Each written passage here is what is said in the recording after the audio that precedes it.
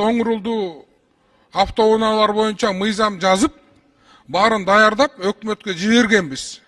Налогду эле көбөйтө бербей, башка кошумча булактарын таап бердик эле. Мына Марлен Абдрахманович экөөбүз Оң Урулду автоунаалар боюнча мыйзам жазып, баарын даярдап өкмөткө жибергенбиз.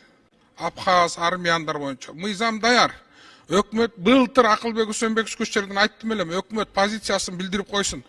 Оң Урулду унаалар дагы эле кирип атат. Өкмөт дагы эле проблемаларды үстүнө жыйнап атат да, Кыргызстангачы бул келечекте чоң проблемага айланат. Ошондуктан Алмазбек Акунжанович, өкмөт позициясын билдирсинчи.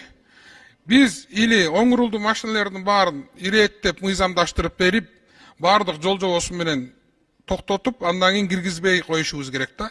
Болбосо бул көйгөй улам көбөйүп атпайбы?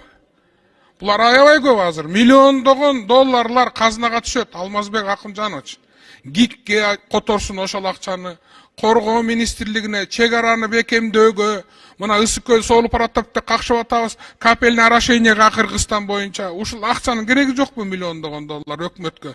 Таап берип көргөзүп атабыз. Эми ички иштер министрлиги тоскоол болуп атат, заключение бербей атат дейсиңер. Мындайга келгенде заключениени бат эле берет экенсиңер Минфин менен ички иштер министрлиги. Элдин көйгөйүн чечкени келгенде эле узатып эле 1-2 жыл теп коюп атасыңар. Бул көйгөй жыйналып атат, бир күнү жарылат. Алмазбек Акунжанович, ошондуктан сизден өтүнүч, өкмөт эртерээк заключение берип, ушул көйгөйдү чечишибиз керек. Рахмат.